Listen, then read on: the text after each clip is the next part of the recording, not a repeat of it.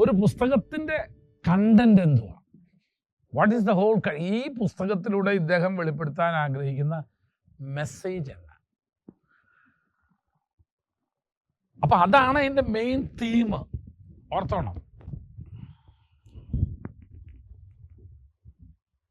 ഒരു മനുഷ്യനെ വരയ്ക്കണം എനിക്ക് പെട്ടെന്ന്. എന്ത് ചെയ്യണം? എളുപ്പത്തിൽ വരയ്ക്കാൻ ഒരു മാർഗം ഞാൻ പറഞ്ഞുതരാം. ഏതാ?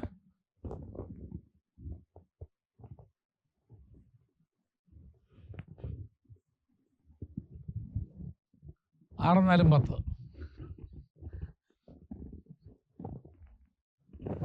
6, 4, 10. 2 വരെ 8 വന്നത്. അപ്പൊ ഇതിൽ ഞാൻ ഉപയോഗിക്കുന്ന ഓരോ ഫിഗറും ഈ ഒരു രൂപം ഉണ്ടാക്കാൻ വേണ്ടിയാ. ഇതിനൊക്കെ എളുപ്പമായിട്ട് വരയ്ക്കാൻ പറ്റുന്നവരുണ്ടായിരിക്കും. പക്ഷെ ഇതൊരു ഉദാഹരണം ഞാൻ എടുത്തതേ ഉള്ളൂ. ഇതുപോലെ ആ പുസ്തക എഴുത്തുകാരന്റെ പ്രധാന സന്ദേശം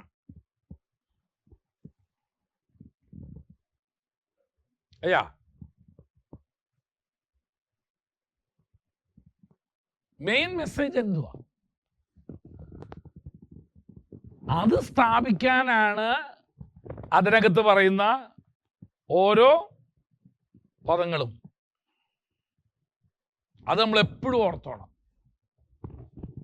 what is the main message of Ecclesiasticus? 2, അത് എഴുതിയ ആരാ? ജീവിതത്തിലെ എല്ലാം പരീക്ഷിച്ച ഒരു മനുഷ്യനാണ് അത് എഴുതുന്നത്. അല്ലെ? എല്ലാം പരീക്ഷിച്ച് നോക്കി പറഞ്ഞു. എന്നിട്ട് മായ എന്നാ പുള്ളി പറയുന്നത്. Absolutely nothing. ഇതിനകത്തൊന്നും ഒരു അർത്ഥവും ഇല്ല. അപ്പൊ ആ കോണ്ടെക്സ്റ്റ് വേണം ഏതൊരു പുസ്തകവും നമ്മൾ പഠിക്കാനും മനസ്സിലാക്കാനുമായിട്ട്.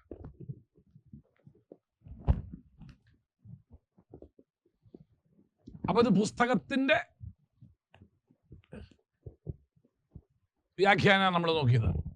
The purpose of the book. പുസ്തകത്തിന്റെ പ്രതിപാദ്യ വിഷയം എന്തുമായിരുന്നു? ഞാൻ പറഞ്ഞു, യോഹന്നാന്റെ സുവിശേഷം എടുത്തപ്പോൾ നമ്മൾ പറഞ്ഞു പുള്ളി അതിനകത്ത് മുഴുവൻ കൊണ്ടിരുന്നത് യേശു മശിഹയാണെന്ന് തെളിയിക്കുക എന്നുള്ളതാണ്.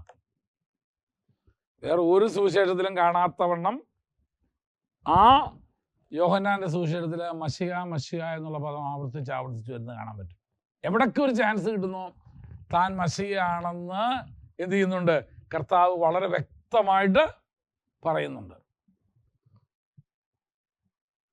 അപ്പൊ അതാണ് നമ്മുടെ ബുക്ക്. അപ്പം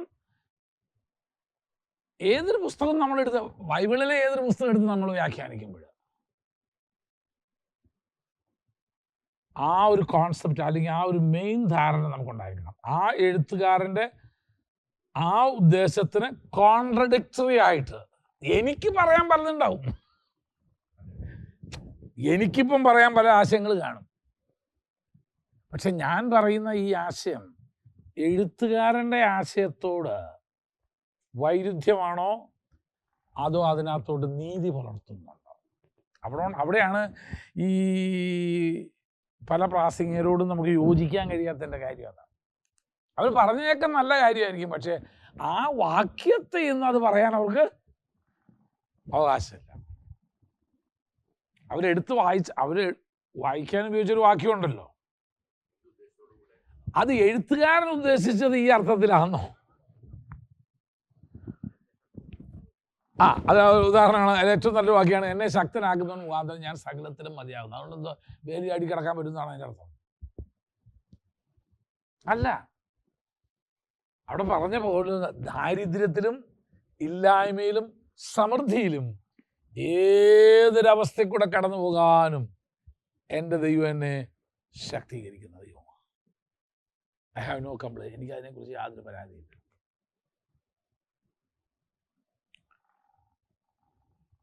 അപ്പോൾ ആ അധ്യായത്തിൻ്റെ നമ്മൾ കണ്ടു കഴിഞ്ഞു. ഇനിയിപ്പോൾ നമുക്ക് ഒരെണ്ണം കൂടെ ബാക്കിയുള്ളൂ. പുസ്തകത്തിൻ്റെ കണ്ടു. ഇനി നമുക്ക് നോക്കാനുള്ളത് അധ്യായത്തിൻ്റെയാണ്, അല്ലേ? അല്ലയോ? അധ്യായം കഴിഞ്ഞോ? ഇനി ഏതാളെ?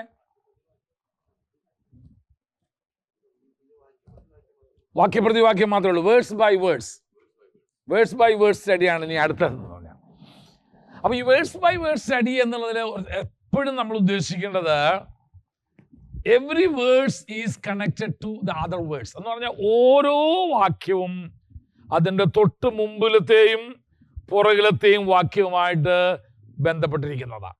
അതെപ്പോഴും നമ്മൾ എന്ത് ചെയ്യണം? അപ്പൊ ആ ഒരു വാക്യത്തിന്റെ അർത്ഥം നമുക്ക് കിട്ടണമെങ്കിൽ, മനസ്സിലാക്കണമെങ്കിൽ തൊട്ട് മുമ്പിലത്തെ വാക്യവും തൊട്ട് പുറകിലത്തെ വാക്യവും വേണം. ഉദാഹരണം, verse 2 is connected to verse 1 and verse 3. ഇനി ഒരു കാര്യം എപ്പോഴും ഓർത്തോളൂ കേട്ടോ, വേദപുസ്തകം എഴുതുമ്പം അധ്യായവും വാക്യമായിട്ടൊന്നും ഇതിനെ എന്ത് ചെയ്തിട്ടില്ല, തിരിച്ചിട്ടില്ല. എഴുത്തുകാരൻ പൗലോസ് എഴുതിയത് ഒറ്റ ലേഖനം. ഞാൻ ചോദിക്കട്ടെ, നമ്മളാരെങ്കിലും വീട്ടിൽ കത്തെഴുതാൻ നേരത്ത് ഇങ്ങനെ 1, 2, 3 പോയിന്റ്സ് എഴുതണമെങ്കിൽ മാത്രം എഴുതുമെന്നല്ലാതെ, അല്ലെങ്കിൽ വിഷയം മാറുന്നതനുസരിച്ച് കണ്ണീർ തിരിക്കുമെന്നല്ലാതെ ആരും നമ്മൾ എഴുതത്തില്ല. അങ്ങനെ പൗലോസ് എഴുതിയത് മുഴുവനും. അപ്പൊ രണ്ടാം വാക്യം നമുക്ക് മനസ്സിലാക്കണമെങ്കിൽ ഒന്നും വായിക്കണം. ചിലപ്പോൾ ഒന്നും വായിച്ചാൽ കിട്ടത്തില്ല. ഒന്നാം വാക്യത്തെ മറ്റേ അധ്യായത്തിന്റെ 31-ാം വാക്യമായിട്ട് കണക്റ്റഡ് ആയിരിക്കും. ബൈബിൾ എഴുതുമ്പോൾ നമ്മൾ ആദ്യം ശ്രദ്ധിക്കേണ്ട ഒരു കാര്യം, ഇതൊരിക്കലും പൗലോസ് ലേഖനം എഴുതുമ്പോൾ റോമാലേഖനം 1-ാം അധ്യായം 1-ാം വാക്യം, 2-ാം വാക്യം, 3-ാം വാക്യം, 4-ാം വാക്യം എന്ന് പറഞ്ഞിട്ടല്ല എന്ത് ചെയ്തേക്കുന്നത് പൗലോസ് ലേഖനം എഴുതിയേക്കുന്നത്. പകരം എന്നാന്നറിയാമോ? പകരം പൗലോസ് എങ്ങനെ ലേഖനമായിട്ട് എഴുതി, ഒരു കത്ത് എഴുതുന്ന പോലെ എഴുതി പോയിരിക്കുക പൗലോസ്. പക്ഷെ എനിക്ക് അതിനകത്തെ ഒരു ഭാഗം മാത്രമേ കിട്ടിയിട്ടുള്ളൂ. അപ്പൊ നമ്മളിത് മുഴുവൻ കണക്ട് ചെയ്ത് നോക്കണം. ഉദാഹരണം പറഞ്ഞാല് റോമാലേഖനം 8-ാം അധ്യായത്തിന്റെ 1-ാം വാക്യം ഒന്ന് വായിച്ചേ. റോമാലേഖനം 8-ാം അധ്യായം 1-ാം വാക്യം. അതുകൊണ്ട് ആ അധ്യായം ആരംഭിക്കുന്നത് എങ്ങനെ? അതുകൊണ്ട്. ഏതുകൊണ്ട്?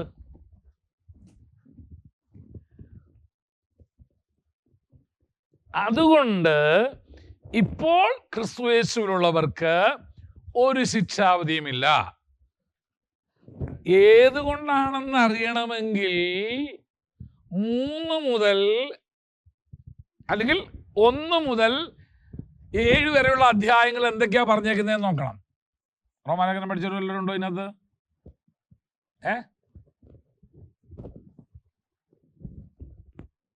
ആരും പഠിച്ചിട്ടില്ല? ഉണ്ട്. എന്തുവായിരുന്നു 1-ാം അധ്യായത്തില്?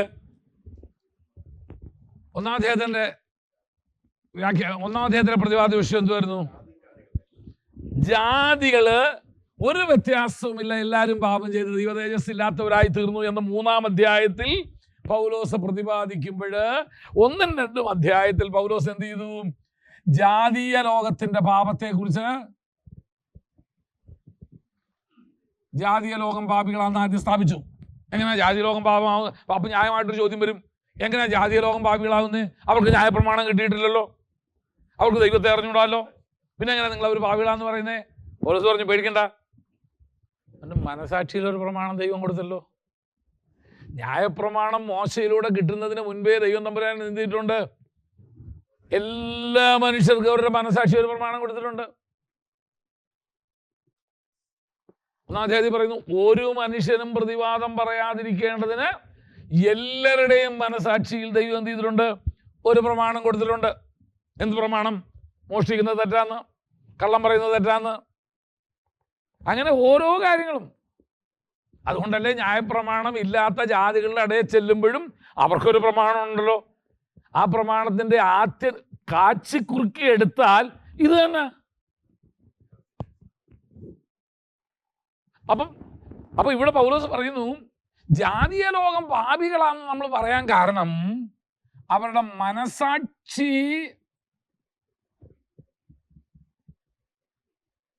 മനസാക്ഷിയിൽ ദൈവം കൊടുത്ത പ്രമാണത്തെ പോലും അവർക്ക് എന്ത് ചെയ്യാൻ പറ്റിയില്ല? അനുസരിക്കാൻ പറ്റിയില്ല. അപ്പൊ ചോദിക്കുക, എന്തോ ദൈവം മനസാക്ഷി കൊടുത്തേക്കുന്നത്? ദൈവം അദൃശ്യനാണെന്ന്, ദൈവം ശക്തിമാനാണെന്ന്, ദൈവിക ലക്ഷണങ്ങളെ കുറിച്ചുള്ള സകല ബോധ്യവും ദൈവം മനുഷ്യർക്ക് കൊടുത്തിട്ടുണ്ട്. പക്ഷെ ആ മനസാക്ഷി പ്രകാരം അവന് ജീവിക്കാൻ പറ്റിയില്ല. അതുകൊണ്ട് അവൻ പാപിയാണ് അല്ലെങ്കിൽ കുറ്റക്കാരനാണ്. രണ്ട്, അപ്പം പിന്നെ എന്താ യഹൂദ ലോകത്തെ, അപ്പം പിന്നെ എന്തിനാ അപ്പം ഞങ്ങളവരെക്കാൾ ഭേദമല്ലേ എന്നാ യഹൂദൻ ചോദിച്ചേ. നിക്ക് നീയും ഇത് തന്നെ ചെയ്തത്. ജാതികളെ കുറ്റം പറയുന്ന നീയും ഇത്, നിനക്ക് അടി കൂടുതൽ കിട്ടും, കാരണം നിനക്ക് പ്രമാണം ഉണ്ടായിട്ട് നീ എന്ത് ചെയ്തു? നീ തെറ്റ് ചെയ്തോനാ. അപ്പൊ യഹൂദൻ പാപിയാന്ന് പറയുന്നത് പ്രമാണം ഉണ്ടായിട്ടും അവൻ എന്ത് ചെയ്തു? അവൻ തെറ്റ് ചെയ്തു.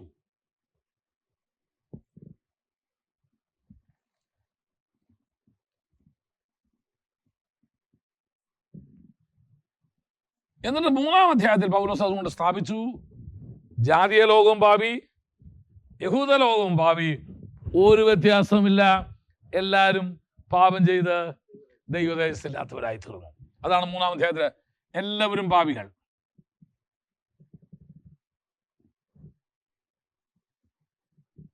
അപ്പൊ ഇനി ഈ പാപികൾക്ക് രക്ഷപ്പെടാനുള്ള മാർഗം എന്തുവാ?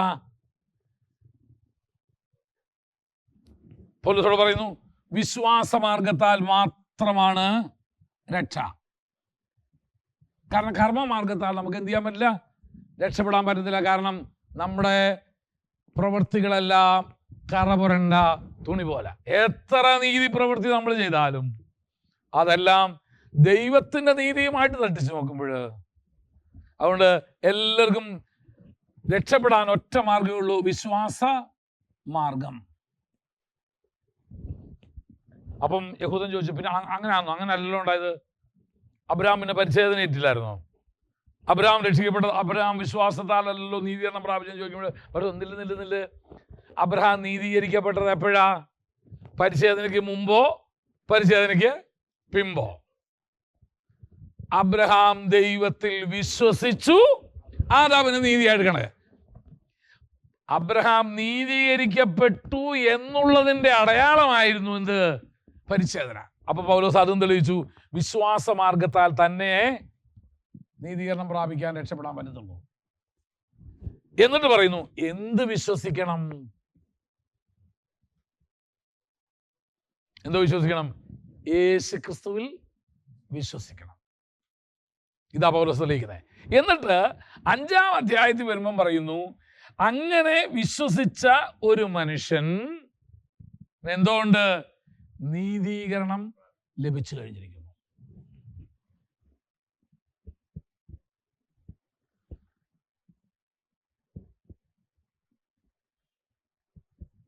കേട്ടോ?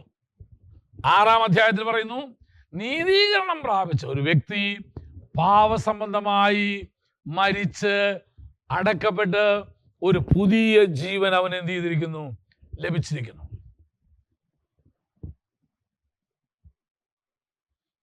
വിശ്വാസത്താലുള്ള നീതീകരിക്കപ്പെട്ടു. അവൻ എന്തോ ലഭിച്ചിവിടെ?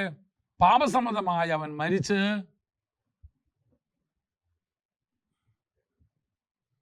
ജീവന്റെ പുതുക്കത്തിൽ അവൻ നടക്കുന്നു.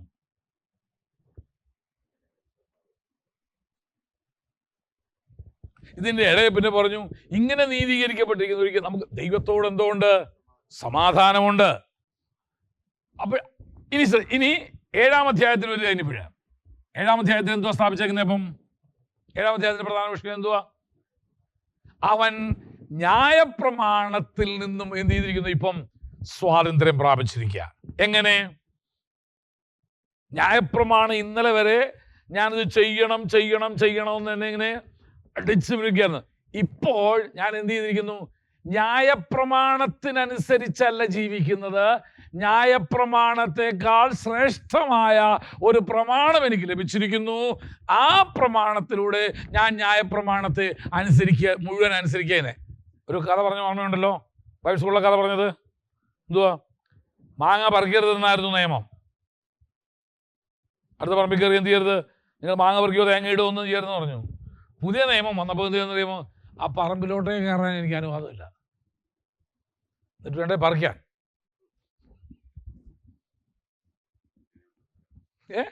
അപ്പൊ പഴയ പ്രമാണത്തെ ഞാൻ നീക്കി. ഏത് പ്രമാണത്തെ?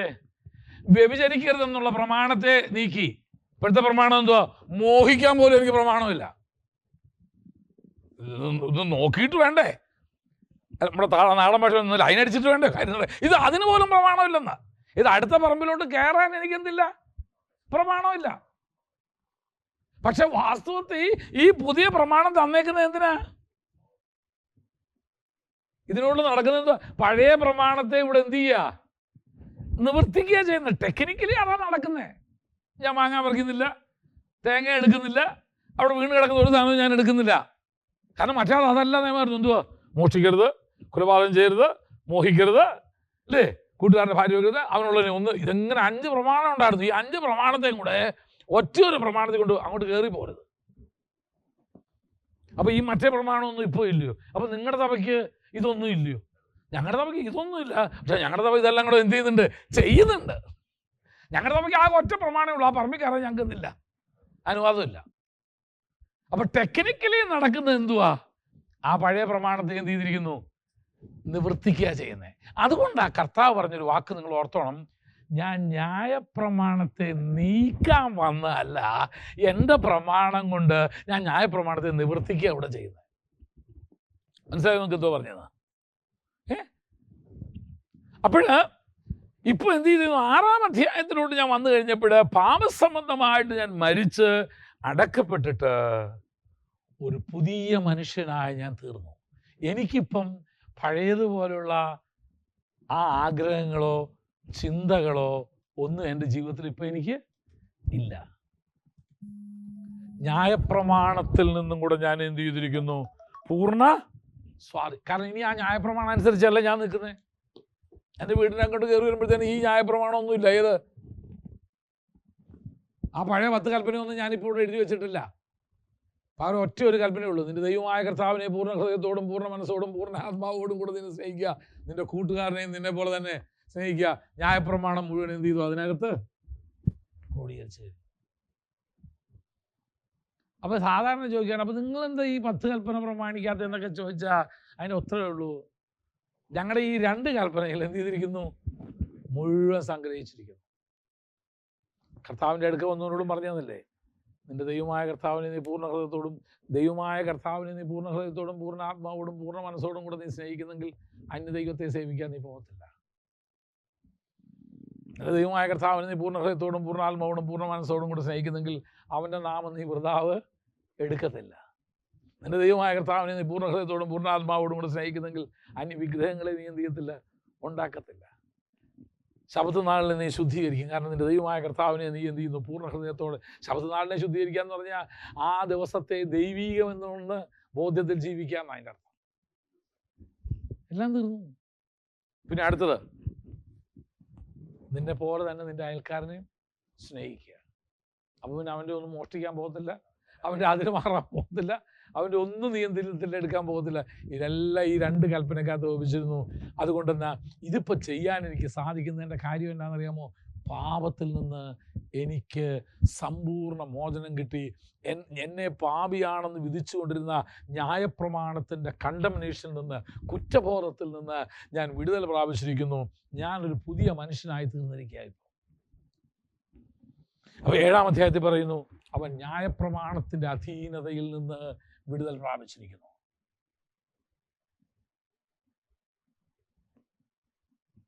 എന്നിട്ട് പൗലോസ് ഇത് തെളിയിക്കാൻ വേണ്ടി കൊണ്ടുവന്ന ഒരു നല്ല ഉദാഹരണമാണ് വിവാഹ ജീവിതത്തിൽ. ഭർത്താവ് മരിച്ചതോടുകൂടെ ഭാര്യ എന്ത് ചെയ്തിരിക്കുന്നു? പൂർണ്ണ സ്വാതന്ത്ര്യമായിരിക്കുന്നു. ന്യായപ്രമാണം സംബന്ധിച്ച് ഞാനിപ്പോൾ എന്ത് ചെയ്തിരിക്കുക? മരിച്ചിരിക്കുക. ഇനി ന്യായപ്രമാണത്തിന്മേൽ എൻ്റെ മേൽ യാതൊരു കർത്തൃത്വമില്ല. ഇനി ആ 8-ാം അധ്യായം തുടങ്ങുന്നേ അതുകൊണ്ട്. ഏതുകൊണ്ട്? ന്യായപ്രമാണത്തിൽ നിന്ന് നിനക്ക് വിടുതൽ കിട്ടിയത് കൊണ്ട്, പാപസംബന്ധമായി നീ മരിച്ചൊരു പുതിയ മനുഷ്യനായി തീർന്നുകൊണ്ട്, ദൈവത്തോട് നിനക്ക് നിരപ്പ് പ്രാപിച്ചതുകൊണ്ട്, നീതീകരണം പ്രാപിച്ചതുകൊണ്ട്, ആ നീതീകരണമെല്ലാം വിശ്വാസ മാർഗത്താൽ നിനക്ക് ലഭിച്ചു എന്നുള്ള ബോധ്യം നിനക്കുള്ളതുകൊണ്ട്, അതുകൊണ്ട് ക്രിസ്തുയേശുള്ളവർക്ക് ഒരു ശിക്ഷാവധിയില്ല. കാരണം എന്തിനാ ഇനിയിപ്പോൾ എന്നെ ശിക്ഷിക്കുന്നേ? ഞാൻ പാപിയല്ല. പാപത്തിൽ നിന്ന് എനിക്ക് വിടുതൽ കിട്ടി. യേശു ക്രിസ്തുവിൻ്റെ രക്തത്താലുള്ള നീതീകരണം ഞാൻ പ്രാപിച്ചു. ഞാൻ ശുദ്ധീകരിക്കപ്പെട്ടു. ഞാൻ കർത്താവിൻ്റെ പൈതലായി തീർന്നു. ഞാൻ ഒരു പുതിയ ജീവിതത്തിൻ്റെ ഉടമയാണ്. അതുകൊണ്ട് നീ ശിക്ഷാവധിയിൽ നിന്ന് സ്വതന്ത്രനായിരിക്കുക. ഈ അതുകൊണ്ടെന്നുള്ള വാക്ക് ഏറ്റവും അധികം ഉപയോഗിക്കുന്ന 2 സ്ഥലങ്ങളിലാണ്. ഒന്ന് കോടതിയിലാണ്. Therefore, he is innocent or he is a culprit. പിന്നെ ഉപയോഗിക്കുന്ന കണക്കിലാണ്. Therefore, നമ്മൾ വേറെ കുറെ സ്റ്റെപ്പൊക്കെ പറഞ്ഞ് എഴുതി വന്ന് therefore this is the answer. പൗലോസ് ഉപയോഗിക്കുന്ന ഒരു കോടതി ഭാഷയോടെ ഈ മുഴുവൻ അത് തന്നെ. കാരണം നീതീകരണം, ഇതൊക്കെ എന്നാന്ന് പറയുമ്പോൾ കോടതി ഭാഷകളിലാണ് ഉപയോഗിക്കുന്നത്. പക്ഷെ അത് മുഴുവൻ പൗലോസ് തെളിയിച്ചു. അപ്പൊ 8-ാം അധ്യായത്തിന്റെ 1-ാം വാക്യം നമുക്ക് മനസ്സിലാവണമെങ്കിൽ പൗലോസ് ഇത് 8-ാം അധ്യായമായിട്ട് തുടങ്ങിയതല്ല, 7-ാം അധ്യായത്തിന്റെ തുടർച്ചയായിട്ടാണ് താൻ എന്ത് ചെയ്യുന്നത്, എഴുതുന്നത്. അപ്പൊ ചില വാക്യം, അപ്പൊ ഇന്നിപ്പോൾ നമ്മൾ പഠിക്കുന്നത് വാക്യപ്രതിവാക്യ പ്രസംഗത്തെ നമ്മൾ നോക്കുമ്പോൾ every verse is connected to the previous verse or previous chapter, and every verse is connected to the following verse or following chapter. ഇതെപ്പോഴും നമുക്ക് വേണം, എപ്പോഴും നമുക്ക് ഈ ബോധ്യം വേണം.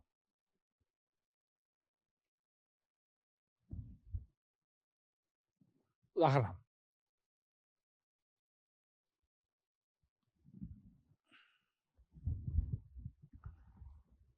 ഈ ചില വാക്യങ്ങളുടെ ബാക്ക്ഗ്രൗണ്ട് അറിയണമെങ്കിൽ മുൻ വാക്യങ്ങൾ നോക്കിയാലേ പറ്റും. ഏതൊരു പശ്ചാത്തലത്തിലാണ്.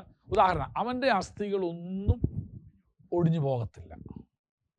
വേറൊരു ഭാഗത്ത് പറയുന്നു നീതിമാന്റെ അസ്ഥി ഒടിഞ്ഞു പോകത്തില്ലെന്ന് ആ വാക്യം. ആക്ച്വലി ഒരു പാസ്റ്റർ താഴെ വീണ് കാലൊടിഞ്ഞു. ആ വാക്യം വെച്ച് പ്രാർത്ഥിക്കാൻ പറ്റും, കർത്താവ് നീതിമാന്റെ അസ്ഥി ഒന്നും ഒടിഞ്ഞു പോകത്തില്ല എന്നുള്ള. എൻ്റെ കുഞ്ഞ് അടുത്ത വാക്യം കൂടെ വായടാ, നിന്റെ പരിശുദ്ധനെ ദ്രവത്വം കാണുവാൻ സമ്മതിക്കുകയും കൂടി ഇല്ലെന്നുള്ളത്. അപ്പോൾ അത് ആരെക്കുറിച്ചാണ്? അങ്ങനെയാണെങ്കിൽ പിന്നെ ആൻറ്റി അവിടെ ദ്രവിക്കാതിരിക്കണമല്ലോ. തുറന്നു നോക്കിയാൽ ദ്രവിച്ചു കാണും പാവം. മുമ്പ് ഒഴിച്ചിട്ട് സകല വിശുദ്ധന്മാരും എന്ത് ചെയ്തിട്ടുണ്ട്. അപ്പോൾ ഇത് ആരെക്കുറിച്ചുള്ള വാക്യമാണ്. അപ്പം അവിടാണ് നമ്മൾ പ്രവചനങ്ങൾ പഠിക്കുമ്പം വളരെ ശ്രദ്ധിക്കണം. ഈ പ്രവചനം ആരെക്കുറിച്ചുള്ള പ്രവചനമായിരുന്നു?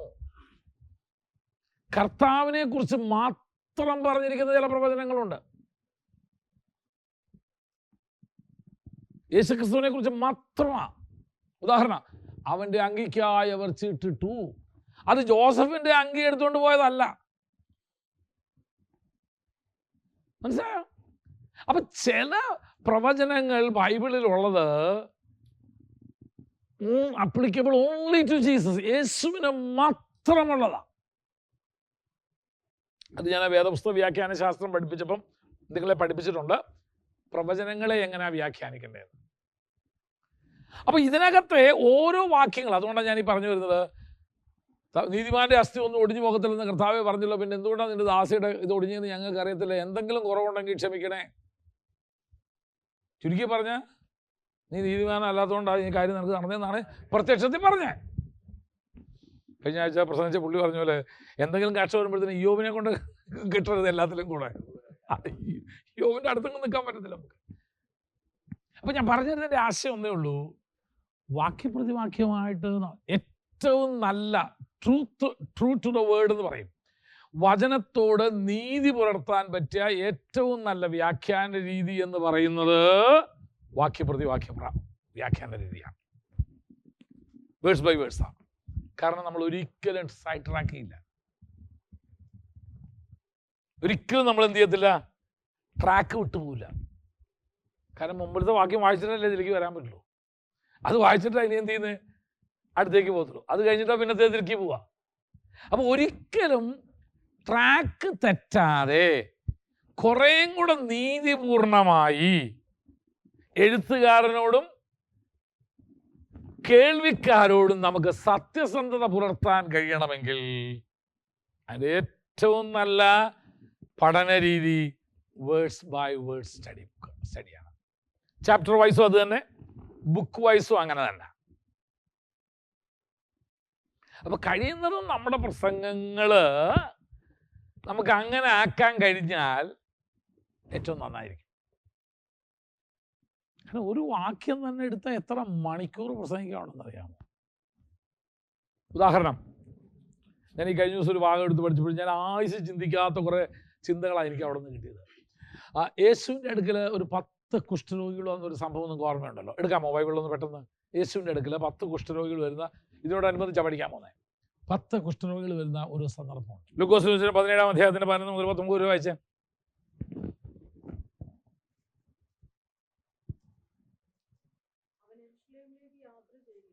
ശ്രദ്ധിച്ചോ, വായിച്ച് കേട്ടോണം കേട്ടോ, വളരെ വളരെ ശ്രദ്ധിച്ചു. അവൻ യെരുശലേമിലേക്ക് യാത്ര ചെയ്യുകയിൽ ശമര്യയ്ക്കും ഗലീലയ്ക്കും നടുവിൽ കൂടെ കടക്കുമ്പോൾ, മാപ്പിൽ നിന്ന് കണ്ടുപിടിക്കാമോ വാട്ട് സിറ്റി വാസ് ദാറ്റ്? ശമര്യയുടെയും ഗലീലയുടെയും ഇടയ്ക്ക് കിടക്കുന്ന പട്ടണം ഏതാ? ബൈബിളില്ലയോ? ബൈബിളുള്ളവരൊക്കെ എടുക്കുക. ഇങ്ങനെ പഠിക്കുന്നത് നമ്മള്.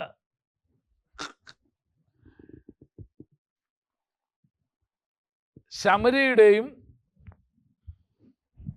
ഗലീലയ്ക്കും ഇടയ്ക്ക് കിടക്കുന്ന പട്ടണം വല്ലതും ഉണ്ടോ? ഗ്രാമമാണോ? ഏതാ? അത് അവിടെ ആ ഗ്രാമം ഏതാണെന്നാ കണ്ടുപിടിക്കേണ്ട മാപ്പിൽ നമുക്ക്. ഇപ്പൊ തൃശ്ശൂരിനും മിഷൻ കോട്ടേഴ്സിനും ഒല്ലൂരിനും ഇടയ്ക്കുള്ള പ്രധാന ഗ്രാമം ഏതാ, അല്ലെങ്കിൽ പ്രധാന സ്ഥലം ഏതാ? കുരിയച്ചാ കിട്ടിയോ? നോക്ക്, പറ, ഒരു 3-4 പേര് പറ. ആ ആ ആ ഏതാ? ഇത് രണ്ടും അടുത്തടുത്ത് കിടക്കുന്ന, അല്ല ഞാൻ പറഞ്ഞത്, ഇത് രണ്ടും അടുത്തടുത്ത് കിടക്കുന്ന രണ്ട്, ഒന്ന് ഗലീലി, ശമര്യ. ഇത് നമ്മൾ പ്രത്യേകത എന്താണെന്ന് അറിയാമോ?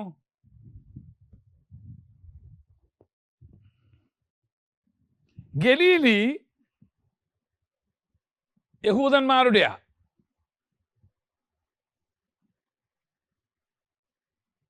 യേശുവിൻ്റെ അത്ഭുതങ്ങൾ നല്ല പങ്ക് നടന്നത് എവിടെയുള്ളതാ? ഗലീലയില. അത് യഹൂദന്മാർ തിങ്ങിപ്പാർക്കുന്ന ഒരു സ്ഥലമാണ്. മറ്റേ ശമര്യ, ഇതെവിടെ ആരാ? ജാതികളല്ല. ശമര്യക്കാരെന്ന് പറയുന്നത് ആരാ? ഒരു മിശ്രജാതിയാണ് ഇവര്. എന്ന് പറഞ്ഞാൽ യഹൂദന്മാര് ജാതികളെ വിവാഹം കഴിച്ച് താമസിക്കുന്ന പട്ടണം ശമര്യ പട്ടണത്തിൽ താമസിക്കുന്നേ. അപ്പോഴാ സാധാരണ കേസില് ഒരു യഹൂദനും ശമര്യ വഴി പോകത്തില്ല. അപ്പോൾ ഇനി ഇപ്പോഴത്തെ വീണ്ടും യഹൂദ പട്ടണങ്ങളാണോ ഇതെല്ലാം? പോവില്ല. അവരെന്തോ ചെയ്യുന്നറിയാമോ? ഇവിടെ എന്താ നദി കിടപ്പുണ്ട്, ഇവരെന്ത് ചെയ്യുന്നറിയാമോ? ഇതിങ്ങനെ ക്രോസ് ചെയ്തിട്ട് അങ്ങോട്ട് പോകുള്ളൂ, ഇങ്ങനെ പോകത്തില്ല ഒരിക്കലും. എന്നാൽ ഈ 2 പട്ടണത്തിൻ്റെ ബോർഡർ ലൈനിൽ ഒരു കൂട്ടർ താമസിക്കുന്നുണ്ട്. അതാരാന്നറിയാമോ? വായിച്ചോ, ഇനി ഞാൻ ബാക്കി വരെ. അവൻ കടന്നു പോകുമ്പോൾ അവൻ ഒരു ഗ്രാമത്തിൽ ചെല്ലുന്നേരം ആ ഗ്രാമത്തിൻ്റെ പേര് പോലും മെൻഷൻ ചെയ്യപ്പെട്ടിട്ടില്ല. കാരണം എന്താണെന്ന് ചോദിച്ചു കഴിഞ്ഞാൽ കുഷ്ഠരോഗികൾ വസിക്കുന്ന ഒരു ഗ്രാമമാണ്. ശമര്യായിൽ നിന്നുള്ള കുഷ്ഠരോഗികളും ഗലീലയിൽ നിന്നുള്ള കുഷ്ഠരോഗികളും പാർക്കുന്ന ഒരു പട്ടണമാണ്, ഐസൊലേറ്റഡ് ആയിട്ടുള്ള ഒരു പട്ടണമാണ്, അല്ലെങ്കിൽ ഒരു ഗ്രാമമാണ് ഈ ഗ്രാമം. പേര് പറഞ്ഞിട്ടില്ല, പേര് പ്രബോധിക്കത്തുമില്ല അവര്. വായിച്ചു വന്നിട്ട് ചെല്ലുമ്പോൾ കുഷ്ഠരോഗി, കാരണം അവർക്ക് കുഷ്ഠരോഗികൾക്ക് എവിടെ പാർക്കാൻ അനുവാദമില്ല? ജനവാസമുള്ള സ്ഥലങ്ങളിൽ പാർക്കാൻ അനുവാദമില്ല. എന്തുകൊണ്ടാണ് പിന്നെ ശമര്യരും അതിനെ അനുവദിക്കാഞ്ഞേ? യഹൂദനെ അനുവദിച്ചില്ല, നമുക്ക് മനസ്സിലായി. ശമര്യൻ എന്താ അനുവദിക്കാതെ?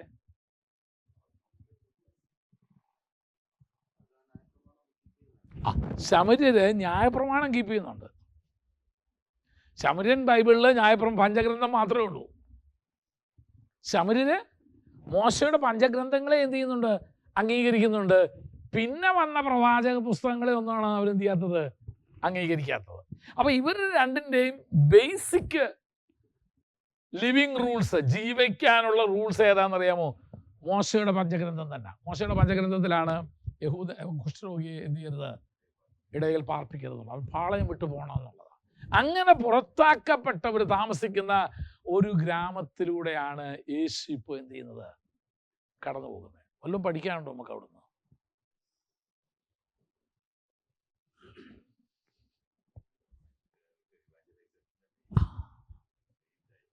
നമ്മൾ അവോയ്ഡ് ചെയ്യുന്ന പല പട്ടണങ്ങൾ അങ്ങനത്തെയാണ്.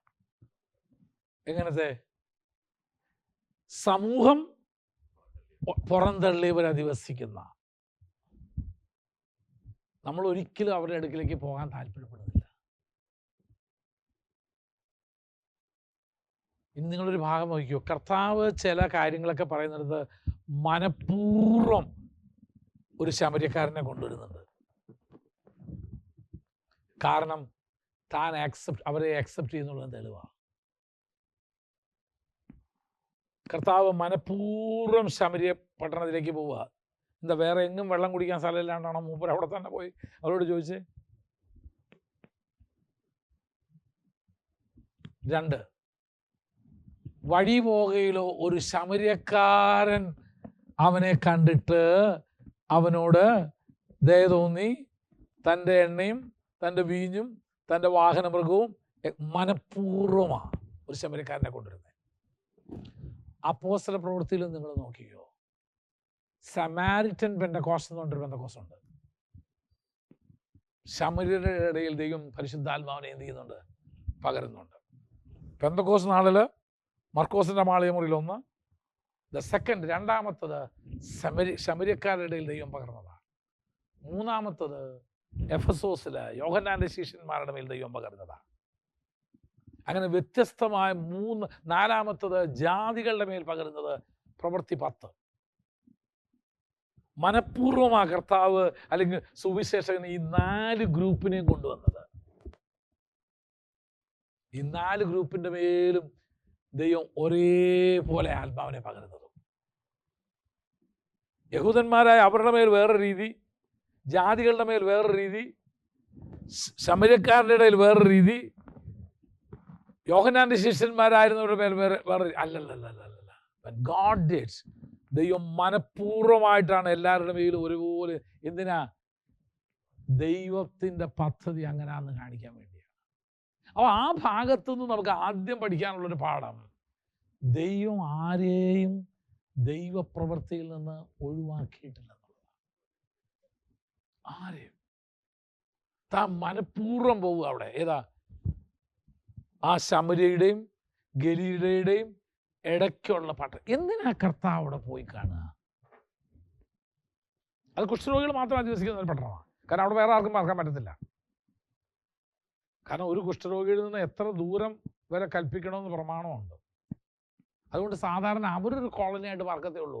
അവർ പാർക്കുന്നിടത്ത് ആരും, നിങ്ങൾക്ക് അറിയുമെന്ന് അറിയത്തില്ല, ഈ കുന്നംകുളത്തൊരു അടുപ്പുട്ടി കുന്നെന്ന് പറഞ്ഞൊരു സ്ഥലമുണ്ട്. അങ്ങോട്ട് കയറുന്നിടത്ത് ഒരു കുഷ്ഠരോഗ കോളനി ഉണ്ടായിരുന്നു.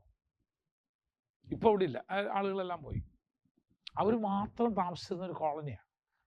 വേറെ ആരും അതിൻ്റെ അയലത്ത് പോലും എന്ത് ചെയ്യത്തില്ല, പാർക്കത്തിൽ. അങ്ങനെ ആ അടുപ്പുട്ടി കുന്നിന് അങ്ങനെ ഒരു ചീത്ത പേര് വരാൻ, അങ്ങനെ വരാൻ തന്നെ ഡാമിയൻസ് എന്ന് പറഞ്ഞൊരു, അത് പിന്നെ ഒരു മെഡിക്കൽ ഇതല്ല, ഇത് കുഷ്ഠരോഗികൾ മാത്രം പാർക്കുന്ന ഒരു ഇതായിരുന്നു. അങ്ങനെയാണ് ആ കുന്നിന് ആ ഒരു ഇമേജ് തന്നെ പോയത്. അങ്ങനെ അല്ല, ആർത്തറ്റ് അങ്ങനത്തെ, ഇത് അടുപ്പുട്ടി കുന്ന് പറഞ്ഞ സ്ഥലം. അപ്പോൾ ഞാൻ പറഞ്ഞു തന്നെ ആശയം. അപ്പോൾ വൈ ഡിഡ് ജീസസ് ഗോ? എന്തിനാ യേശു അവിടെ പോയേ? ഒരു കാരണം, ഇവർക്ക് യേശുവിൻ്റെ അടുക്ക് വരാൻ മറ്റൊരു സമ്മതിക്കത്തില്ല. ഗലീല വരാൻ ഇവർ ജനം സമ്മതിക്കത്തില്ല, വരാൻ പാടില്ല.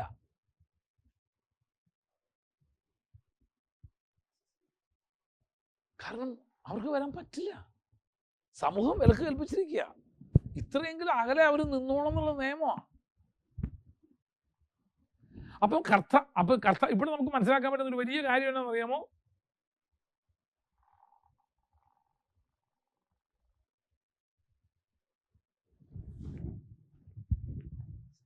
യേശുവിൻ്റെ അടുക്ക വരാൻ പറ്റാത്തവരുടെ എന്തുമൂലം വിലക്കായാലും കർത്താവ് അങ്ങോട്ട് ചെന്നു എന്നുള്ളതാണ്.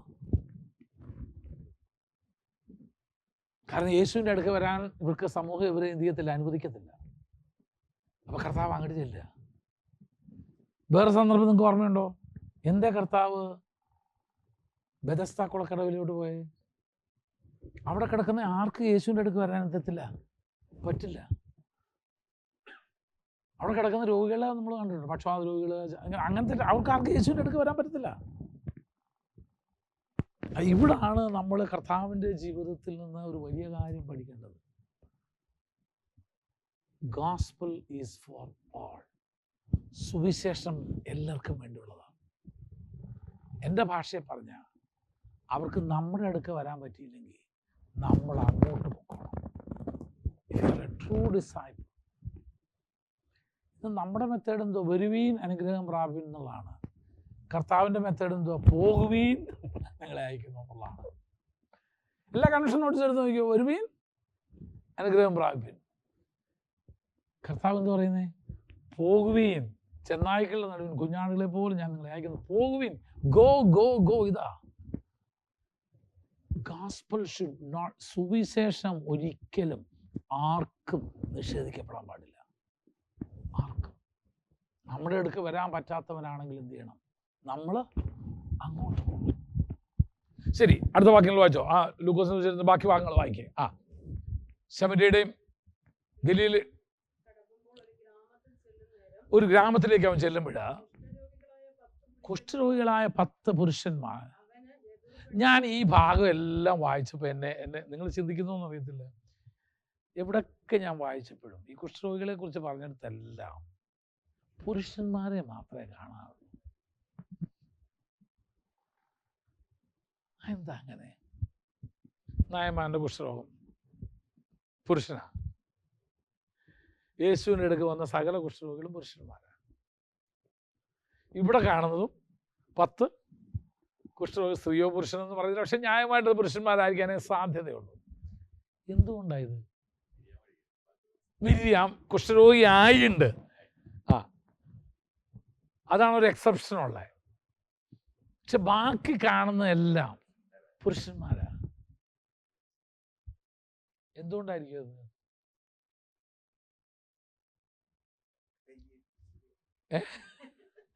അത് അവർക്ക് ഈ അസുഖം ഇല്ലാഞ്ഞിട്ടാണോ? അല്ല, മിരിയാമിന് വന്നത് ഒരു ശാപവും ശിക്ഷയായിട്ടാണ് കൊടുത്ത്. എന്നിട്ട് നമുക്ക് അവളെ ഒന്ന് മാറ്റി നിർത്താം. നമുക്ക് അതൊരു കുറച്ച് ദിവസത്തേക്കല്ലേ ഉള്ളായിരുന്നോ? പക്ഷെ എന്തുകൊണ്ടായിരിക്കും സ്ത്രീകൾക്ക് കുഷ്ഠരോഗം ഇല്ലായിരുന്നു അന്നത്തെ കാലത്ത്? നിങ്ങൾക്കറിയാമോ, പണ്ട് നമ്മുടെ ഭാരതത്തിൽ വിധവമാരുണ്ടായിരുന്നില്ല. എന്താ കാരണം? ഭർത്താവിൻ്റെ ചെയ്തതിൽ അന്നേരം കെട്ടി അങ്ങോട്ട് ഇടും.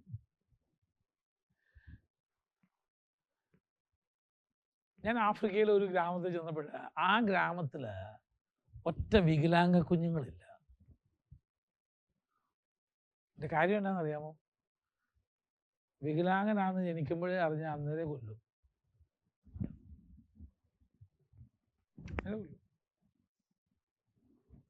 ഇപ്പോഴും മെഡിക്കൽ സയൻസ് അത് തന്നെയല്ലേ പറയണേ? സ്കാൻ ചെയ്ത് പറയുന്നത് തന്നെയല്ലേ? കൊച്ചിന് അബോട്ട് ചെയ്തോളാന്നല്ലേ പറയണേ? ഇന്ന് ശാസ്ത്രീയ രീതിയിൽ കൊല്ലുന്നു, മറ്റോ പ്രാകൃത രീതിയിൽ കൊന്നു. അല്ലേ? അന്ന് ഇത് കണ്ടുപിടിക്കാൻ നിർത്തിയില്ലായിരുന്നു. ഇങ്ങനെ ഡോക്ടേഴ്സ് പറഞ്ഞ എത്ര എണ്ണത്തെ കൊല്ലാതെ വെച്ച മാതാപിതാക്കൾ ഉണ്ടെന്നറിയാമോ? ദൈവം എനിക്ക് അതാ തന്നെങ്കിൽ എടുത്തോളാം എന്ന് പറഞ്ഞേ.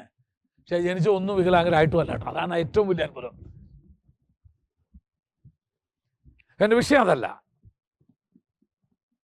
അപ്പം സ്ത്രീകളായ കുഷ്ഠരോഗികൾ അന്ന് ഇല്ലായിരുന്നു.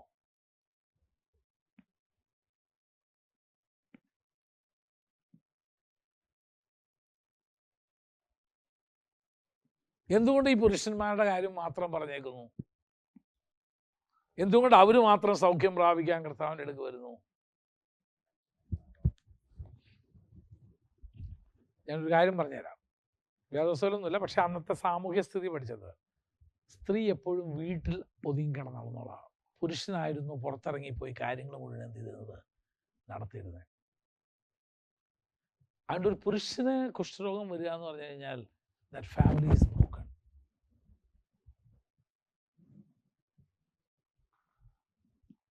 പക്ഷെ ചിന്തിച്ച് കാരണങ്ങൾ കണ്ടുപിടിക്കുന്നത് നല്ലതായിരിക്കും.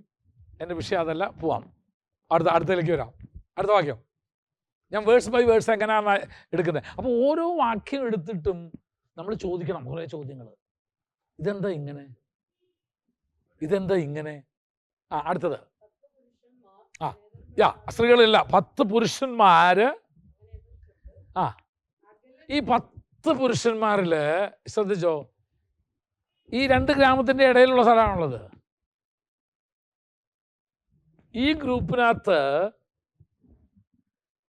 യഹൂദനും ഉണ്ട്, ശമരിക്കാരനുണ്ട്. എന്താ തെളിവ്? അവസാനം പറയുന്നുണ്ട് ഈ ശമരി. അപ്പൊ ഞാനൊരു കാര്യം പറയാം, വിഷയം വന്നാൽ ജാതി നോക്കത്തില്ലാരും, എല്ലാം ഒറ്റക്കെട്ടാ.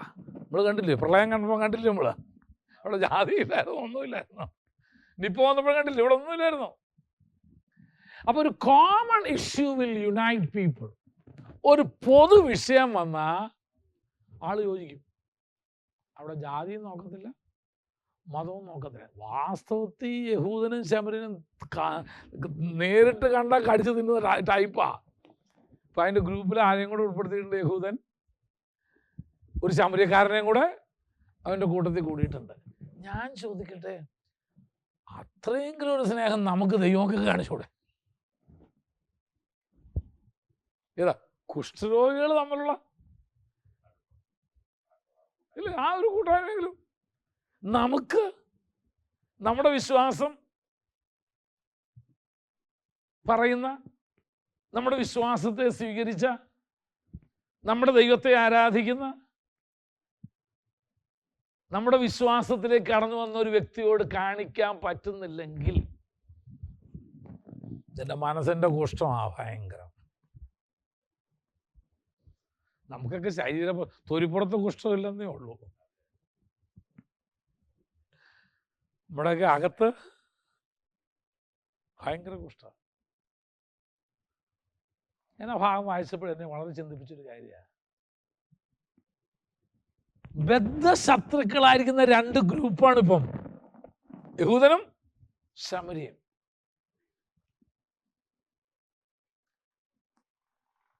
അവർ കുഷ്ഠരോഗം വന്നതുകൊണ്ട്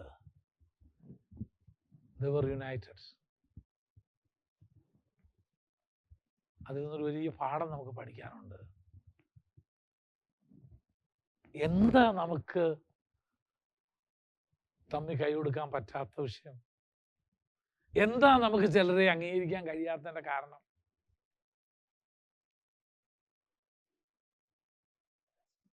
നമ്മൾ ചിന്തിച്ചേ പറ്റൂ. അടുത്തേക്ക് വരാം. അടുത്ത അകലെ നിന്നുകൊണ്ട്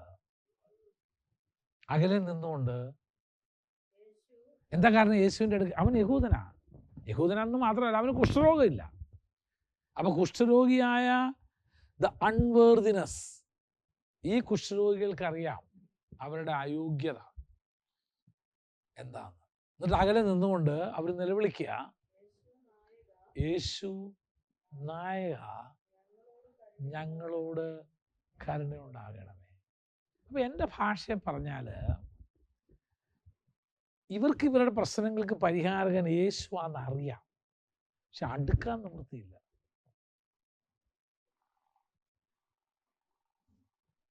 കാരണം വെച്ചിരിക്കുന്ന വിലങ്ങുകൾ. കഴിഞ്ഞ ആഴ്ച ഇവിടെ ആരാധനയ്ക്ക് ഒരു ഹൈന്ദവ സഹോദരനോട് വന്നിരുന്നു.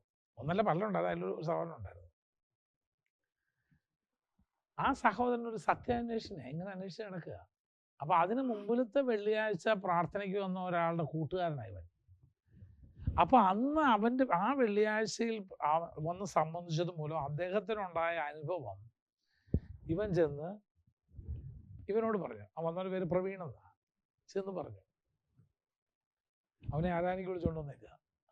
രണ്ടാമത്തെ ആരാധനയിലുണ്ടായിരുന്നു, അവനോടായിരുന്നു വിളിച്ച് ദൂത് പറഞ്ഞത്. അവൻ തന്നെ വണ്ടടിച്ചു, എങ്ങനെ എൻ്റെ ജീവിതത്തെക്കുറിച്ച് ഇതുപോലെ. രണ്ടാമത്തെ ആരാധന കഴിച്ച അവൻ ചോദിച്ചു. അപ്പൊ പറഞ്ഞു ഞാൻ മൂന്നാമത്തേലും കൂടെ സംബന്ധിച്ചോട്ടെ എന്ന് ചോദിച്ചു. നമ്മളതെന്ന് വെച്ചാൽ കഴിയാതിരിക്കുക പോകാനായിട്ട്. ആരാധന കഴിഞ്ഞ ഉടനെ എന്നോട് ചോദിച്ചു, ഞാൻ അടുത്ത ആരാധനയും കൂടെ ഇരുന്നോട്ടെ, നിങ്ങൾ സമ്മതിക്കുമോ? ഞാൻ പറഞ്ഞു തീർച്ചയായിട്ടും. അടുത്ത ആരാധനയിൽ ഇരുന്നു. അത് കഴിഞ്ഞപ്പോൾ കേട്ടു സ്നാനം ഉണ്ടെന്ന്. ഞാൻ ഈ സ്നാനം കാണാനായിട്ട് നിന്നോട്ടെ, ഞങ്ങൾക്ക് കാണാൻ പറ്റുമോ? ഞാൻ പറഞ്ഞു തീർച്ചയായിട്ടും. ഇതെല്ലാം കഴിഞ്ഞ് തിരിച്ചു പോയിട്ട് അവനെ കൊണ്ടുവന്ന ആളോട് പറഞ്ഞു, അടുത്ത ആഴ്ച എനിക്ക് സ്നാനപ്പെടണം. ആകെ കേട്ടത് അന്ന് പറഞ്ഞ ദൂത് മാത്രമേ ഉള്ളൂ. അപ്പം ഞാൻ പറഞ്ഞു പെടുത്താം, സ്വല്പം ഒന്ന് വചനം ആരെങ്കിലും ഒന്ന് എന്ത് ചെയ്യേ പറഞ്ഞു കൊടുക്കുക.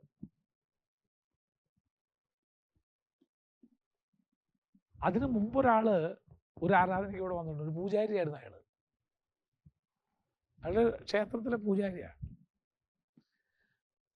അപ്പൊ എന്നെ അദ്ദേഹം നെറ്റിന്നെങ്ങാണ്ട് എൻ്റെ നമ്പർ കണ്ടുപിടിച്ച് എന്നെ വിളിച്ചു ചോദിച്ചു, എനിക്ക് ക്രിസ്ത്യാനിയുടെ ഒരു പള്ളി പോകണമെന്ന് ആഗ്രഹമുണ്ട്, അങ്ങോട്ട് വന്നാൽ നിങ്ങൾ സമ്മതിക്കുമോ എന്ന് ചോദിച്ചു.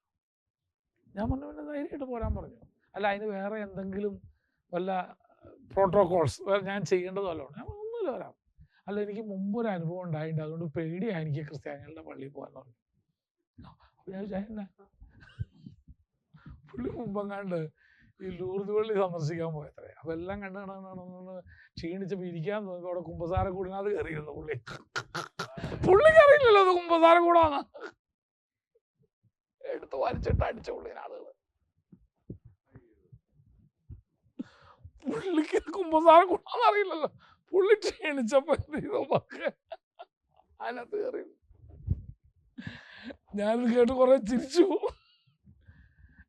പക്ഷെ ആ മനുഷ്യനിപ്പോ ക്രിസ്ത്യാനിയുടെ പള്ളിയിൽ കയറാൻ പേടിയാ. കാരണം എവിടെ ഇരിക്കണ്ടേന്നോ എവിടെ ഇരിക്കാൻ പാടില്ലെന്നോ അറിയില്ല. ഇപ്പൊ പുള്ളി ഇപ്പോഴും പൂജാരി തന്നെ കേട്ടോ.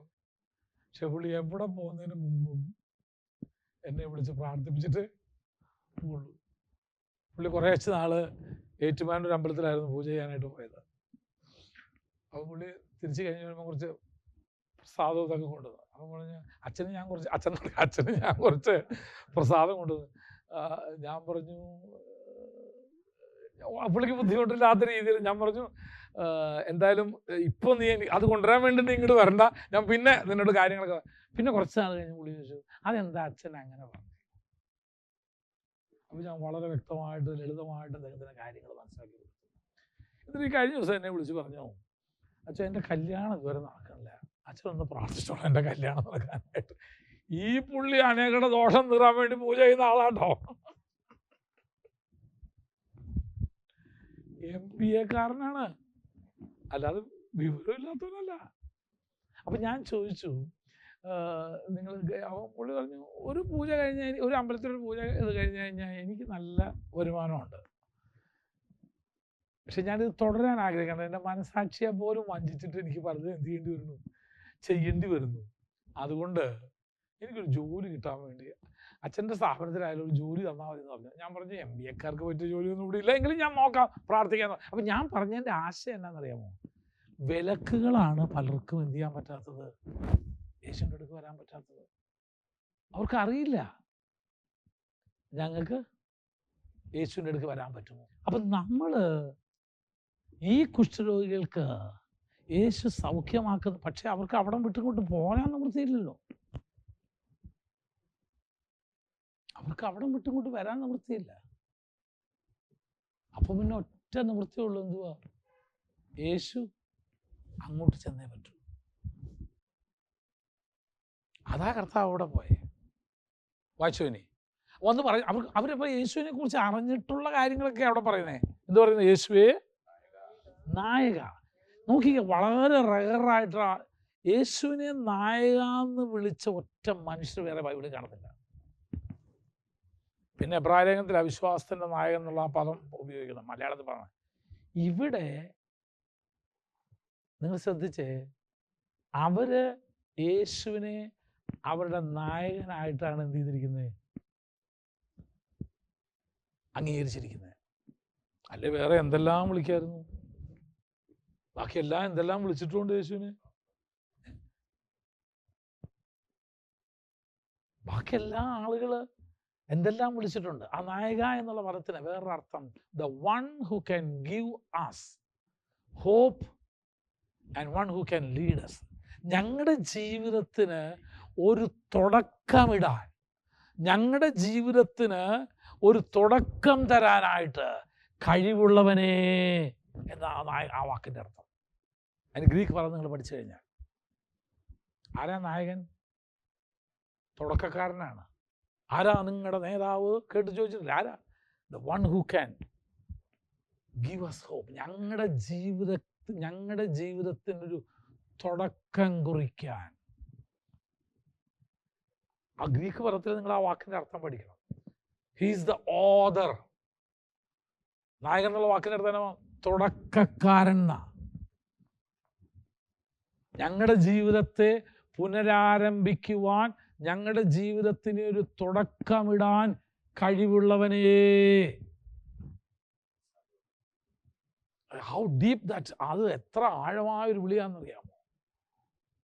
അപ്പൊ അവർക്കെല്ലാം മനസ്സിലായി യേശുവിന് മാത്രമേ ഞങ്ങൾക്ക് ഇനിയൊരു ജീവിതം സമ്മാനിക്കാനായിട്ട് കഴിയത്തുള്ളൂ. കാരണം സമൂഹം ഞങ്ങളെ പുറത്താക്കിയിരിക്കുകയാണ്. നിങ്ങൾ എപ്പോഴെങ്കിലും, ഇപ്പം ആളുകൾ ഒത്തിരി കുറഞ്ഞു, ഈ കൊരട്ടി കുഷ്ഠരോഗ ആശുപത്രിയിൽ ഒന്ന് പോകണം. കൊരട്ടിയിലൊരു കുഷ്ഠരോഗ ആശുപത്രി ഉണ്ട്, അറിയാമോ? നിങ്ങൾക്ക് കേട്ടിട്ടുണ്ടോ? എന്താ ഇവിടെ കൊരട്ടിയിൽ 100 ഏക്കറാണ് ആ സ്ഥലം. അത് സാൽവേഷൻ ആർമിക്കാരായിരുന്നു നടത്തിയിരുന്നത്. Salvation ആർമിയുടെയാണ്, Christian ഓർഗനൈസേഷനായിരുന്നു. കുഷ്ഠരോഗികളെ ചുട്ടുകൊന്നിരുന്ന ഒരു കാലമുണ്ടായിരുന്നു ഭാരതത്തിൽ. അങ്ങനെയുള്ളവരെ സംരക്ഷിക്കാൻ വേണ്ടി ഇംഗ്ലണ്ടിൽ നിന്ന് വന്ന സാൽവേഷൻ ആർമിക്കാർ തുടങ്ങിയ ഒരു സ്ഥാപനമാണ്. 100 ഏക്കർ സ്ഥലമുണ്ട്. എന്നാൽ 47 ശേഷം സകല വിദേശ മിഷണറിമാരും അവരുടെ സ്ഥാപനങ്ങൾ എടുത്ത് അടച്ചുപൂട്ടി പോകണമെന്ന് ഗവൺമെൻറ് നിയമം ഇട്ടപ്പോഴാണ് ഇത് ഏറ്റെടുത്ത് നടത്താൻ വേറെ ആരും ഇല്ലാഞ്ഞതുകൊണ്ട് ഇതുവരെ സർക്കാരിനെ ഏൽപ്പിച്ചു, ഈ 100 ഏക്കർ സ്ഥലവും ഇതും. അന്ന് അവിടെ ഏതാണ്ട് അവർ ഏൽപ്പിക്കുന്ന സമയത്ത് 600 ചെല്ലുവാനും കുഷ്ഠരോഗികളുണ്ടായിരുന്നു അവിടെ. കുഷ്ഠരോഗ നിർമ്മാർജ്ജനം വളരെ ശക്തമായിട്ട് ഇന്ത്യയിൽ നടക്കുന്നത് കൊണ്ട് ഇത് വളരെ കുറഞ്ഞിട്ടുണ്ട്. ഇപ്പം വിരലിൽ എണ്ണാവുന്ന ആളുകൾ, വളരെ കുറച്ച് ആളുകളേ ഉള്ളൂ. ഒരു 10-15 വർഷം മുമ്പ് നമ്മൾ സ്ഥിരമായിട്ട് എല്ലാ മാസവും അവിടെ പോവുകയും അവരെ സന്ദർശിക്കുകയും അവർക്ക് വേണ്ടുന്ന എല്ലാ കാര്യങ്ങളും നമ്മൾ കൊടുക്കുകയും ചെയ്യുന്നു. പിന്നെ ഇഷ്ടംപോലെ ആളുകളായപ്പോഴാണ് നമ്മളൊരു പതുക്കെ നമ്മളങ്ങ് വിഡ്രോ ചെയ്തത്. പക്ഷെ അവിടെ ചെന്നാൽ അവരുടെ സാക്ഷ്യങ്ങൾ നിങ്ങൾ കേൾക്കണം. വളരെ ദയനീയമായ കഥകൾ അവിടെ പറയാനുണ്ട്. യേശുവിനെ സ്വന്തം രക്ഷിതാവായിട്ട് സ്വീകരിച്ചവരും സ്നാനപ്പെട്ടവരുമായ വിശ്വാസികൾ അതിനകത്ത്. കുഷ്ഠരോഗമാണെന്ന് തിരിച്ചറിഞ്ഞപ്പോൾ വീട്ടിൽ നിന്ന് തനിയെ ഇറങ്ങി വന്ന ആളുകളുണ്ട്. കാരണം ഇനി വീട്ടിൽ നിന്ന് വീടിന് അപമാനമാവും, ആ മക്കളുടെ കാര്യമൊന്നും നടക്കത്തില്ല എന്നുള്ളതുകൊണ്ട് സ്വയം വീട് വിട്ടിറങ്ങി വന്നു പോകുന്ന ഒത്തിരി ആളുകളുണ്ട്. ഞാനെല്ലാം പറഞ്ഞു വരുന്നൊരു കാര്യം, ഐസൊലേറ്റഡ്, സമൂഹത്തിൽ ഒറ്റപ്പെട്ട് നിൽക്കുന്ന ഒരു ഗ്രൂപ്പാണ്. യേശു അവരുടെ അടുത്ത് ചെല്ലുക. എന്നിട്ട് അവർ നിലവിളിക്കുന്നത് എന്തുവാ? യേശുവേ നായക. ആ പദം നിങ്ങൾ വളരെ ശ്രദ്ധിച്ച് പഠിക്കേണ്ട ഒരു പദമാണ്, നായക എന്നുള്ളത്. രക്ഷക എന്നല്ല വിളിച്ചേക്കുന്നത്. ദാവീദ് പുത്ര. യേശുവിനെ മറ്റു പലരും വിളിച്ചേക്കുന്ന മറ്റു പല പേരുകളുണ്ട്. ഗുരു എന്ന് വിളിച്ചവരുണ്ട്. പക്ഷെ ഇവിടെ വിളിക്കുന്നത് ജീസസ് ദ ഓദർ ഹു കൻ. ഞങ്ങൾക്ക് ഒരു ജീവിതം പുനരാരംഭിക്കാനായിട്ട്, ഞങ്ങൾക്ക് ഒരു ജീവിതം തുടങ്ങാനായിട്ട് ശക്തനായവനെ. വൈസോനി, ഞങ്ങളോട് കരുണയുണ്ടാകണമേ. കാരണം അത് പറയാൻ കാര്യമുണ്ട്. ഇവിടെ അവരെ എത്തിച്ചത് മനുഷ്യന്റെ കരുണയില്ലായ്മയാണ്. ഓർത്തോ?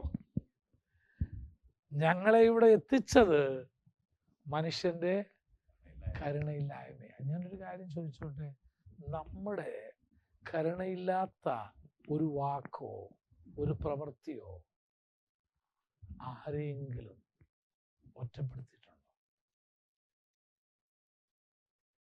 ഇന്നലെ 10 മണിയായപ്പോൾ എനിക്ക് ഒരു എയർപോർട്ടിൽ നിന്ന് വിളി. പക്ഷെ ഞാൻ ഈ എയർപോർട്ടിൽ സ്റ്റക്കാണ്. ഞാൻ പോരാൻ നേരത്തെ ഒരാൾ പറഞ്ഞു എൻ്റെ അക്കൗണ്ടിൽ കുറച്ച് പൈസ ഇട്ടേക്കാമെന്ന് പറഞ്ഞ് വിശ്വസിച്ചാണ് ഞാൻ ഈ എയർപോർട്ടിൽ വന്നത്. പക്ഷെ ഇതുവരെയും എനിക്ക് ഈ എയർപോർട്ടിൽ ഇനി അധികം നേരം നിൽക്കാനൊക്കത്തില്ല. എനിക്ക് ഇവിടുന്ന് പോയേ പറ്റൂ. എനിക്ക് പുറത്തു പോയി ഒരു മുറി എടുക്കണമെങ്കിൽ എൻ്റെ പൈസ ഒന്നുമില്ല. എന്നെ ഒന്ന് സഹായിക്കും. എനിക്കറിയാവുന്ന ഒരാളാണ്.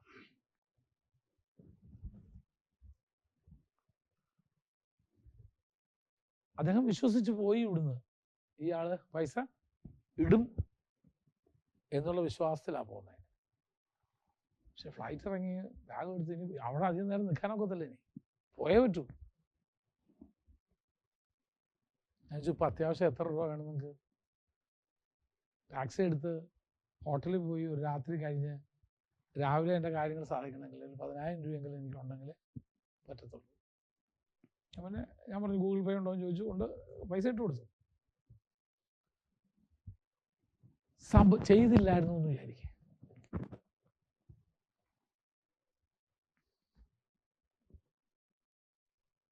ആരെങ്കിലും വിശ്വസിക്കുമോ ഫ്ലൈറ്റ് വന്നിറങ്ങിയ ആളുടെ പൈസ ഇല്ലെന്ന്?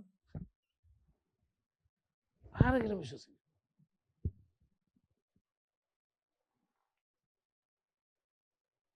നമ്മുടെ കരുണയില്ലാത്ത പ്രവൃത്തി, വാക്ക്, ഇടപെടൽ ആരെങ്കിലും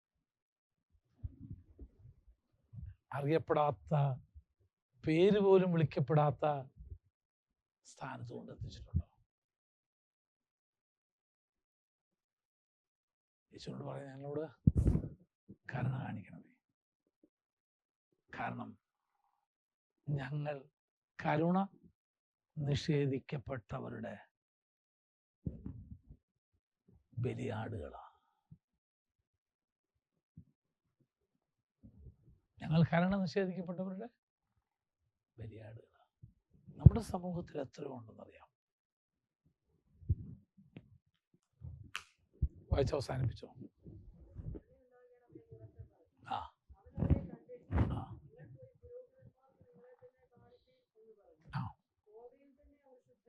പോകിൽ തന്നെ. ഇനി ഞാനൊരു കാര്യം ചോദിക്കാം, കർത്താവ് ഇത്രയും പറഞ്ഞപ്പോഴത്തേന് ഇവർ പോകാൻ മനസ്സ് കാണിച്ചതിൻ്റെ കാര്യം എന്നാ?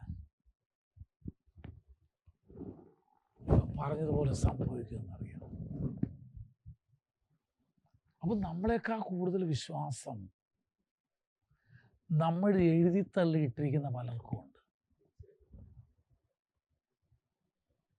ഞാനൊരു കാര്യം പറയാം, എൻ്റെ അനുഭവത്തോടുള്ള ബന്ധം തന്നെ പറയാം. 10 വർഷമായിട്ടൊരു വിശ്വാസിയായിരിക്കുന്ന ഒരാൾക്ക് വേണ്ടി പ്രാർത്ഥിച്ചാൽ ചിലപ്പോൾ സൗഖ്യമാവത്തില്ല. എന്നാൽ ഇന്നലെ വരെ വിഗ്രഹത്തെ സേവിച്ചുകൊണ്ടിരുന്ന ആദ്യമായിട്ട് ഇവിടെ കയറി കിടന്നതിന് വേണ്ടി പ്രാർത്ഥിച്ച ആ വ്യക്തി അന്നേരം സൗഖ്യമാവും. മറ്റേ 5 വർഷമായിട്ട് ഇവിടുത്തെ വിശ്വാസി കേട്ടോ, ഒത്തിരി അത്ഭുതങ്ങൾ കണ്ടിട്ടുണ്ട് ഇവിടെ. എന്നാലും ആ വ്യക്തിക്ക് എന്ത് ചെയ്യത്തില്ല, സൗഖ്യം വരത്തില്ല. പക്ഷെ ഇന്നലെ വരെ ആദ്യമായിട്ട് കയറി വന്ന ഒരുത്തിന് വേണ്ടി പ്രാർത്ഥിക്കുക പോലും വേണ്ട, ചിലപ്പോൾ ഒന്ന് കൈ തൊട്ടതേ കാണുന്നത്. ഓക്കെ, കാര്യമല്ല. ഈ 10 കുഷ്ഠരോഗികൾ നിങ്ങളെ പോയി പുരോഹിതന്മാർക്ക് നിങ്ങളെ തന്നെ കാണിപ്പീൻ എന്ന് പറഞ്ഞപ്പോൾ ഒട്ടും സംശയിക്കാതെ അവർ കയ്യെ നോക്കിയില്ല, കാലേ നോക്കിയില്ല. കുഷ്ഠരോഗം എന്ന് പറഞ്ഞാൽ വിസിബിളാണ്, അത് എപ്പോഴും ഓർത്തോണം. കുഷ്ഠരോഗം ഒരിക്കലും ഇന്റേണൽ രോഗമല്ല, ഇറ്റ്സ് എക്സ്റ്റേണൽ. വ്യക്തമായിട്ട് കാണാം, സൗഖ്യമായതും വ്യക്തമായിട്ട് കാണാം, ഒരു സംശയമില്ലാതെ. കാരണം കർത്താവാ പറഞ്ഞേ അത് സംഭവിച്ചിരിക്കും. അവരൊന്നും ഇടാൻ പോയില്ല. ആ 10 പേരും പോകലിൽ തന്നെ സൗഖ്യം പ്രാപിച്ചു. ആ സൗഖ്യം പ്രാപിച്ചു വായിച്ചോ? അവരിൽ ഒരാള് തനിക്ക് സൗഖ്യം വന്നത് കണ്ടിട്ട്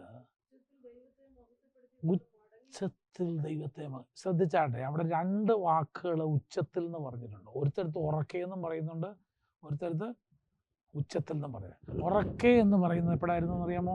അവനോട് നിലവിളിച്ചപ്പോഴാ. കണ്ടോ? ഉറക്കെ നിലവിളിച്ചു. ആവശ്യം കാണാനായിട്ട് നമ്മൾ ഉറക്കെ നിലവിളിക്കും. ആവശ്യം കഴിഞ്ഞ് കഴിഞ്ഞാൽ ആരാധനയിൽ നമ്മൾ സൈലൻസും പാലിക്കുന്നതാണ്. വിടുതൽ കിട്ടാൻ നേരത്ത് എന്നാ ഉറക്കെയായിരുന്നെന്നറിയാമോ നിലവിളി? എന്ത് ഉറക്കെയായിരുന്നു നിലവിളി. പക്ഷെ വിടുതൽ കിട്ടിക്കഴിഞ്ഞാലോ പിന്നെ ഒരു സ്തോത്രം പോലും പറയാൻ ഈ വ്യക്തിയുടെ വായ എന്ത് ചെയ്യത്തില്ല, തുറക്കത്തില്ല. മനസ്സിലായോ നമുക്ക്? ആവശ്യത്തിന്റെ സമയത്ത് ഉറക്കെ നിലവിളിച്ചു. വിടുതൽ കിട്ടിക്കഴിഞ്ഞപ്പോഴോ ആ വായ അനക്കത്തില്ല. സ്തോത്രം പറയാൻ പറഞ്ഞാൽ പോലും പറയത്തില്ല. ഇവിടെ നിന്ന് കർത്താവ് എന്നെ പഠിപ്പിച്ചത്, നീ പ്രാർത്ഥിക്കുന്ന എത്ര ഉച്ചത്തിലായിരിക്കണോ അതേ ഉച്ചത്തിൽ തന്നെ ആയിരിക്കണം നിന്റെ ആരാധനയും നന്ദി നിറച്ച്. അപ്പൊ ആ ഒരു ഭാഗത്ത് നമുക്ക് പഠിക്കാൻ ഒത്തിരി പാഠങ്ങളുണ്ട്. എന്നിട്ട് കർത്താവ് അവസാനം പറയുന്ന ഒരു കാര്യം ശ്രദ്ധിച്ചോ, അത് വായിച്ച് അവസാനിപ്പിക്കാം. ഉച്ചത്തിൽ ദൈവത്തെ മഹത്വപ്പെടുത്തിക്കൊണ്ട് ഒറ്റ ഒരു കാര്യം അവിടെ ഉപയോഗിച്ചേക്കുന്ന ഒരു വാക്യം എന്നറിയാമോ? അവൻ ഉച്ചത്തിൽ പറയുന്നത് മുഴുവൻ എന്തുവാ? ഞാൻ സുഖായേ എന്നല്ല പറഞ്ഞേ. Thank you Jesus, praise the Lord four healing me. ദൈവത്തെ മഹത്വപ്പെടുത്തുന്ന ഉച്ചത്തില്. ഇന്നലെ വരെ അവൻ പറഞ്ഞുകൊണ്ടിരുന്നത് എന്തുവാ? അധരം മൂടിക്കൊണ്ട ഒരു കാര്യം പറഞ്ഞേ പോളൂ. അശുദ്ധൻ അശുദ്ധൻ അശുദ്ധൻ എന്നവൻ പറഞ്ഞുകൊണ്ട് നടന്നവന് ഇപ്പൊ അതേ വായിൽ നിന്ന് എന്തുവാ? ദൈവത്തെ സ്തുതിക്കുന്ന ശബ്ദം പുറത്തു വരിക. എന്നിട്ട് അവന്റെ കാൽക്കൽ കവിണ്ണു വീണു. ആര് പറഞ്ഞു കൊടുത്തു ഇവനോട് ഇങ്ങനെയൊക്കെ ആരാധിക്കേണ്ടതെന്ന്? ഇവൻ ജാതിയനാ, ഇവൻ ശമര്യക്കാരനാ. ഇവൻ എങ്ങനെ അറിയാം? ഞാനൊരു കാര്യം പറയാം, നന്ദിയുള്ളവനെ ആരാധനയുടെ പ്രോട്ടോകോൾ ഒന്നും പഠിപ്പിക്കണ്ട. He knows how to worship God. ദൈവത്തോട് നന്ദിയുള്ളൊരു ഹൃദയം ഉണ്ടെങ്കിൽ ആരും പറയേണ്ട നിന്നോട്. പറഞ്ഞോ, ഉറക്കം പറയടാ സ്തോത്രം, ഒന്ന് കാൽക്ക് വീണ് പറയടാ ദൈവം ചെയ്തതിനെ കുറിച്ച് നല്ല ബോധ്യം ഉണ്ടെങ്കിൽ അവനെ ആരാധന ആരും പഠിപ്പിക്കണ്ട. നമുക്ക് ഇപ്പോൾ സ്കൂൾ ഓഫ് വർഷിപ്പൊക്കെ ഉണ്ടല്ലോ, എന്നിട്ടും വല്ല ഗുണമുണ്ടോ? ആരാധിക്കേണ്ടത് എങ്ങനെയാണെന്ന് പഠിപ്പിക്കുന്ന സ്കൂൾ വരെ ഉണ്ട് നമുക്ക്. എന്നിട്ടും വല്ല ഭേദമുണ്ടോ? എന്നൊരു കാര്യം പറയാം, നന്ദിയുള്ള ഒരു ഹൃദയമുണ്ടോ? എങ്ങനെ ആരാധിക്കണമെന്ന് ആരും പറയണ്ട. ചിലപ്പോൾ ചില ആളുകൾ എന്നോട് ചോദിക്കും, എല്ലാ കാര്യങ്ങളും, പക്ഷേ അവന് എത്ര കൊടുക്കണം? അറിയാലേ, നിനക്ക് എത്ര ഷർട്ട് വാങ്ങിക്കണം? ഞാൻ വാങ്ങിക്കാത്ത എന്നോട് ചോദിച്ചില്ലല്ലോ എത്ര രൂപയുടെ വാങ്ങിക്കണം എന്നുള്ളത്. മനസ്സിലായില്ല എന്തോന്നല്ലേ? പക്ഷെ പാസ്റ്റർക്ക് വല്ലതും കൊടുക്കേണ്ടി വരുമ്പോൾ, അല്ലെ ദൈവത്തിന് വല്ലതും കൊടുക്കേണ്ടി വരുമ്പം എത്ര കൊടുക്കണം? എന്നെ മനസ്സിൽ തോന്നു കൊടുക്കാൻ പറഞ്ഞു. ആത്മാവ് നിന്റെ ഹൃദയത്തിൽ പറയും എന്തോ ചെയ്യേണ്ടതെന്ന്. അല്ല എന്നാലും അപ്പൊ ഞാനാണെങ്കിൽ 10,000 രൂപ കൊടുക്കുമെന്ന് പറയും.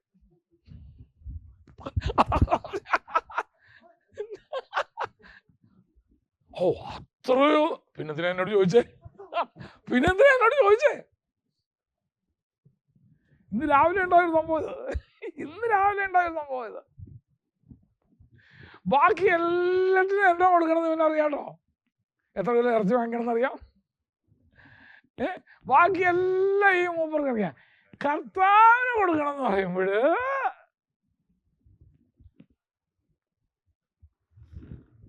അതിന് മറുപടി ഇത്രേ ഉള്ളൂ, നന്ദിയൊരു ഹൃദയമുണ്ടോ നിനക്ക്? ആരും നിന്നോടൊന്നും പറയണ്ട. എത്ര ഉച്ചത്തിൽ ഘോഷിക്കണം എന്ന് പറയത്തില്ല, കാൽക്ക് വീണ് ആരാധിക്കണം എന്ന് പറയത്തില്ല. It will come. അവിടെ വിശുദ്ധ വേദപുസ്തകം പരിശുദ്ധാത്മാവ് നിങ്ങളുടെ ഹൃദയങ്ങൾ എന്ത് ചെയ്യും? പറയും എന്തോ ചെയ്യണം.